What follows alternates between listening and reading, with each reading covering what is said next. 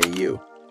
Ever feel like you're just wading through this tidal wave of information, especially now, right? 2025, trying to figure out what actually matters. Oh, absolutely. Like you need some kind of secret decoder ring for it all. Exactly. That feeling like you need a reliable guide in this world of constant updates. Well, that's exactly why we're diving deep today. Welcome to this deep dive. It's tailor-made just for you. We're skipping the surface stuff, you know? Right. We're going straight to the core of a source that, well, it aims to shed light on pretty much everything. It's quite a claim. It is. It's the Urantia book, a book that explains everything. Now, I can almost hear you thinking, whoa, hang on. Yeah, it's definitely a title that grabs your attention, isn't it? It really does. But maybe think of it less like a literal explanation of everything and more like a really comprehensive map for understanding the bigger picture. That's a great way to put it. And look, our mission today, it isn't to debate where it came from or get lost in, deep philosophy. Yeah, we're keeping it practical. We are. We're on a practical quest. Find the most powerful, actionable insights from this, let's say, intriguing book and forge them into a real-world plan for you. So you can not just survive, but really thrive in 2025. We're talking about building a life, a career on foundations that, actually hold up. It's like finding those underlying principles, the ones that really govern success, almost like the invisible architecture that supports achievement that lasts. Yeah, especially now, navigating AI, constant change. Exactly. That ever-present influence of AI and the need to adapt constantly. Couldn't have said it better. In 2025, hitting your targets is great, but it's not the only victory. Building a life that's meaningful, deeply satisfying, that feels like the ultimate win. That's the real goal. So let's crack this open. Let's get to the 4 foundational pillars we've pulled from the Urantia book. Things that could genuinely reshape your 2025. And these aren't just abstract ideas, right? They're designed to give you a fresh perspective. A new lens, maybe, for looking at your challenges, your opportunities. Okay, pillar number 1, let's dive in. We're calling it Access Your Inner Oracle. This taps into what the Urantia book calls the indwelling spirit. So what's the lowdown on this inner oracle? Well, the really compelling idea here is that within every single one of us, there's this spark of the divine. It's sometimes called a thought adjuster, simply the inner voice. Okay. Imagine it like your personal direct line to wisdom and truth. An innate spiritual GPS that's perfectly calibrated just for you. A spiritual GPS. I like that. And in the book's cosmology, this indwelling spirit is presented as part of a much larger picture, this idea of interconnectedness throughout all of creation. Right. Okay, spiritual GPS. Now, fast forward to 2025, we're just bombarded, aren't we? Yeah. AI content, data overload, everyone online yelling their expert advice. So much noise. How does this inner voice even get a signal through all that noise? That's the absolute key point. AI can process mountains of information, sure, but it fundamentally lacks the very qualities this inner guidance offers. Things like genuine wisdom, nuanced discernment, alignment with your deepest purpose. Things AI just can't do. Exactly. The indwelling spirit, as it's described, provides precisely those things. So the insight is data informs, but your inner voice. It guides you through the noise. That's a huge distinction in this age of algorithmic echo chambers. So it's not about ignoring the data, throwing it all out. Not at all. It's more about having a deeper filter, a more intuitive direction finder. That's it, exactly. And think about it, in the creator economy now, or if you're building a business that really needs to connect with people on a human level, that connection to your inner knowing, that becomes your ultimate unfair advantage. An unfair advantage. It really is. It allows for those surprising insights, those gut decisions that algorithms just can't compute. Okay, I'm sold on the why, but how do we actually do it? How do we tune in to this inner oracle with the daily whirlwind of 2025 going on? Give us some practical steps. Well, the book itself doesn't give you a, 5-step program, but we can definitely pull out some really useful practices based on the principles. Okay. Let's call the first one the wisdom window. Try dedicating just 10, maybe 15 minutes each day. And here's the key. Ideally, before you dive into your phone or computer. Before the digital deluge. Precisely. Bring a specific challenge, maybe a business question you're wrestling with in 2025. Bring it into that quiet space. And then just actively listen. Listen for those subtle insights, those intuitive nudges. It's like consciously creating a space for that inner signal to actually get through. Like hitting mute on the outside world for a bit, just to hear what's inside. You got it. And to take that deeper, try keeping an intuitive decision journal. maybe once a week. Okay, how does that work? When you're facing those bigger decisions, a potential partnership, a shift in marketing, how you're going to use AI, jot down the logical pros and cons like you normally would. Standard stuff. Right. But then separately, make a note of any distinct intuitive feelings, gut reactions, then track the outcomes over time, see how that inner counsel actually played out. It's a fascinating way to build a working relationship with your own intuition. That makes so much sense. A tangible way to actually build that trust. Okay, and the last part of this first takeaway, the purpose resonance check for new stuff in 2025. Yeah, this is crucial. Before you pour your energy into any significant new project or initiative, just pause and ask yourself, does this deeply resonate?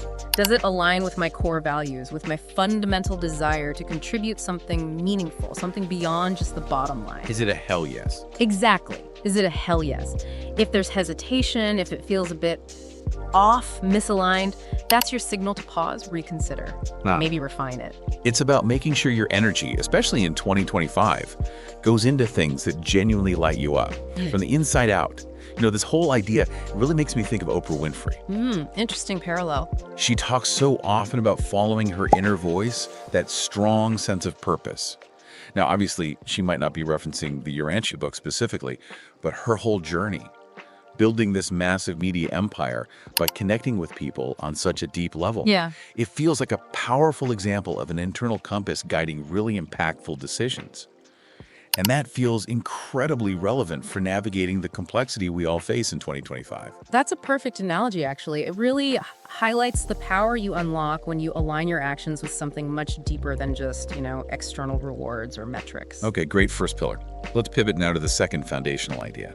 Service-driven success. The concept that genuinely serving others is maybe the ultimate value proposition for 2025. Right. And this principle really emphasizes that purposeful service, it isn't just a nice-to-have, a feel-good add-on. No, it's positioned as the very heart of a meaningful life, a profound source of fulfillment. The Urantia book suggests this desire to genuinely do good for others is actually fundamental to our nature. Okay. So the core insight here for 2025, in a world that's just saturated with transactions, genuine service becomes a massive differentiator. It's a powerful magnet for loyalty, for attracting the best people. It's like your business's moat in 2025. And we are seeing that shift, aren't we? In 2025, there's this real groundswell. Consumers, top talent, they're increasingly drawn to businesses that have an authentic mission, something beyond just profit. Definitely. Purpose-driven growth. It's not just a buzzword anymore. It feels like a real competitive edge. Yeah. So why is this focus on genuine service so critical right now? Well, think about the anxieties around AI maybe taking jobs, right? And just the increasing amount of impersonal digital interaction we have. Businesses that truly prioritize serving, uplifting their customers, their communities, they're going to build deeper, more resilient connections.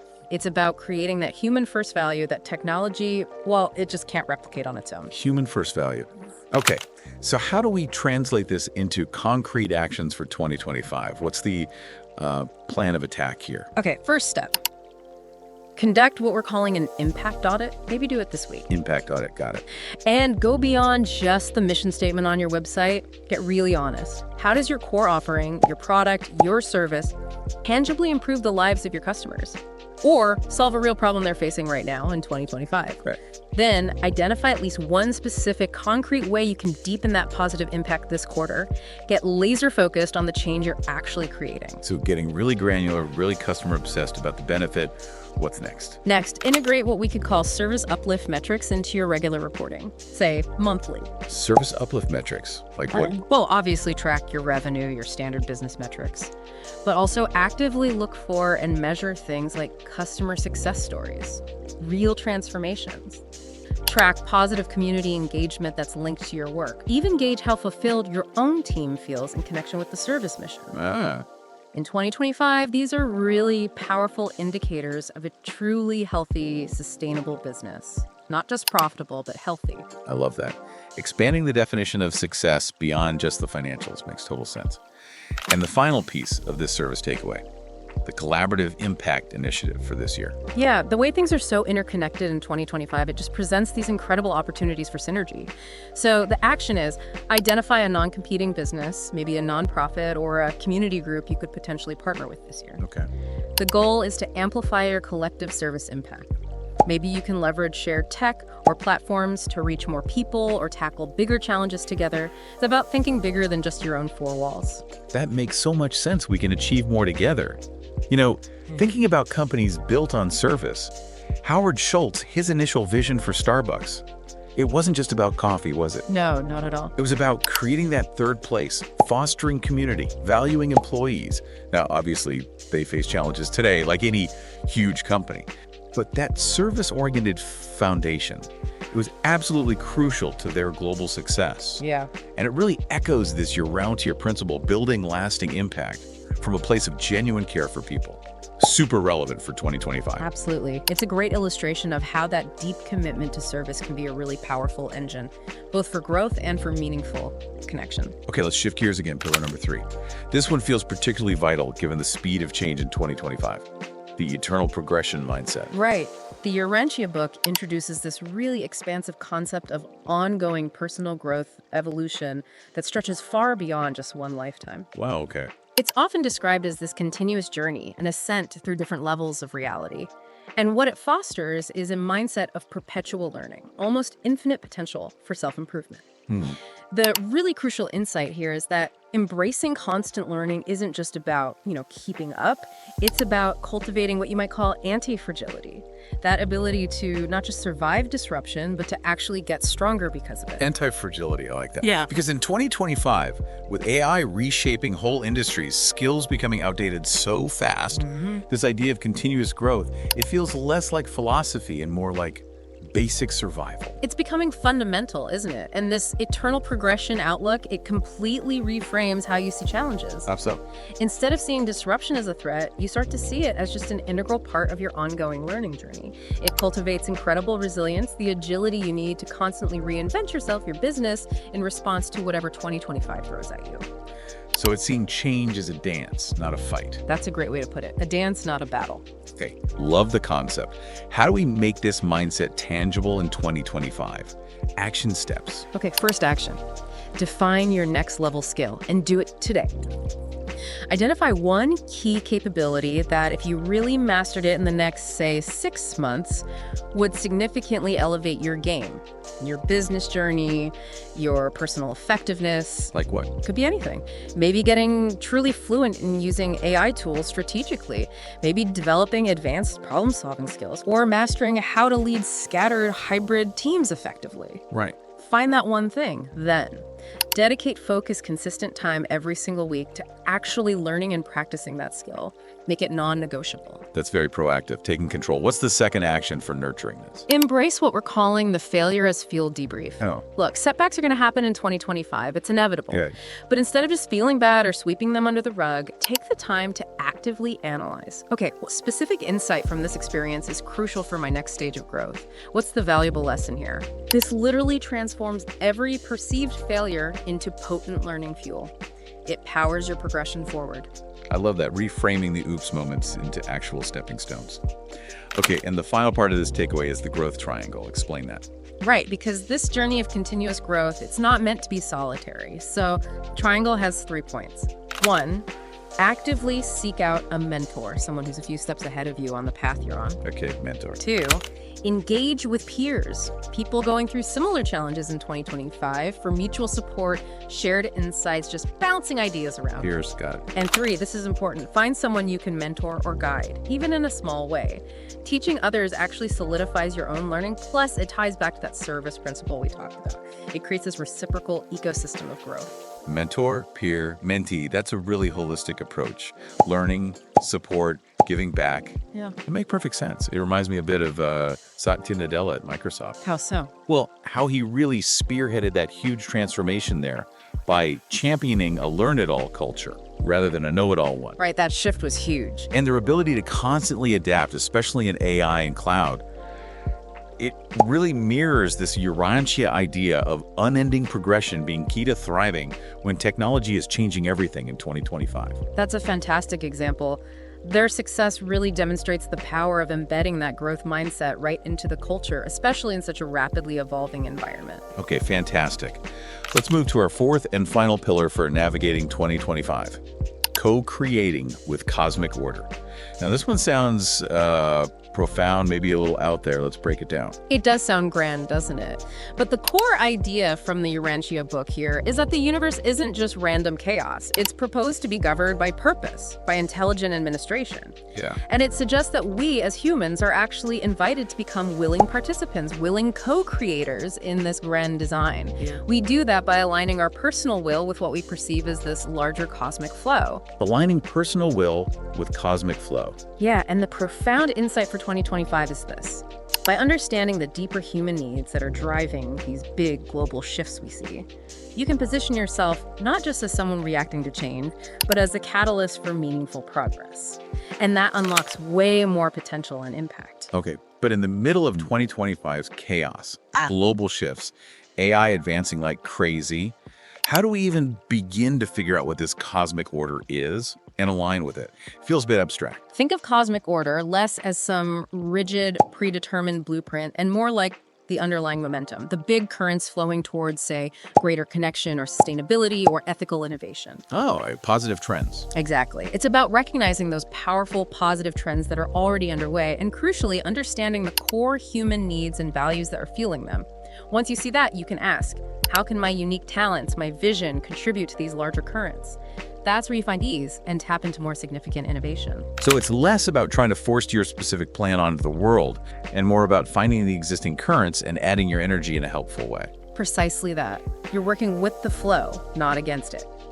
And to make this practical for 2025, first action. Try implementing a trend attunement session each quarter. Trend attunement. Yeah. Don't just look at the surface level, what's trending on social media this week. Dig deeper. What are the fundamental human needs, the core values driving those trends? Then explore, really explore, how your specific skills, your offerings can genuinely serve those deeper currents. That requires a more strategic, longer-term view than just chasing clicks. Oh, okay. Okay, what's the next action for co-creating effectively? Conduct a system harmony audit for your business, maybe twice a year. System harmony audit. Review your core processes, your workflows, your marketing funnels, especially any place you're integrating new tech like AI. Look for areas of unnecessary friction, complexity, or anywhere things feel misaligned with your core purpose and values. Then, strive to create systems that are more elegant, more efficient. Systems that support your team and your customers better. Think of it as optimizing your own little flow so it resonates better within the larger flow. Streamlining for smoother sailing. Yep, got it. And the final element here is inspired detachment. That sounds intriguing. It is. Once you've clearly set your intentions for a big 2025 goal and you've taken committed action towards it, the practice is to consciously release obsessive attachment to one specific outcome or a rigid timeline. Let go a bit. Exactly. Stay open to unexpected solutions. Be willing to adapt if a better path emerges. This act of trust in the process, it often allows for beneficial, unforeseen opportunities to show up, often guided by that inner wisdom we talked about first. It's this balance, focused intention, but also trusting the unfolding. Like setting your destination, but being open to catching a favorable wind you didn't expect. That's a perfect metaphor for it. You know, when you hear stories of big innovators, they often talk about that feeling, right? A sense of flow or like an idea just wanted to be born through them. Maybe someone like Elon Musk with those huge, ambitious goals for SpaceX, for Tesla. Controversies aside, it does feel like he's tapping into massive technological societal shifts, almost co-creating with the future in a way that resonates with this idea. Working with these big unfolding patterns, it feels like a powerful mindset for anyone trying to make a real dent in 2025. That willingness to not just see, but actively envision and align with significant, potentially transformative change. That's definitely a common thread you see in many really impactful ventures. Okay, so we've covered a lot. As we bring this deep dive into the Urantia book and how its ideas might shape your 2025 to a close, what's the big overarching takeaway for you listening right now? I think it really boils down to a shift in approach, moving away from a purely material hustle culture mindset towards one that's deeply rooted in your own inner wisdom, genuinely fueled by a desire to serve others, that's constantly evolving and adapting, and that feels aligned with the larger positive forces at play. And maybe the most significant shift you can make is in how you see yourself. Recognizing yourself not just as, a small cog in some giant machine, Right. but as a vital, spiritually connected individual, someone with direct access to profound inner guidance and immense capacity to make a positive difference, and truly limitless potential for growth, both personally and professionally. And these principles, they aren't meant to replace your practical strategies, your business plans. Not at all. They're meant to infuse them. Infuse them with a deeper sense of purpose, a broader perspective. Empowering you really to navigate the complexities of 2025 with more clarity, more resilience, and ultimately achieve success that feels genuinely fulfilling. Your greatest asset for 2025. It isn't some secret strategy out there, it's already within you. That's incredibly empowering. Yeah. So for you listening, as you think about these 4 pillars we explored, accessing your inner oracle, embracing service-driven success, cultivating that eternal progression mindset, and co-creating with cosmic order, maybe just notice. Which one resonates most strongly with you right now? And just ponder, how might intentionally leaning into that single principle, how could that fundamentally reshape your approach to the rest of 2025? Maybe take a few quiet moments today. Tap into your own wisdom window, like we talked about. See what unique insights emerge just for you, perhaps even beyond what we've touched on here. Thanks for taking this deep dive with us.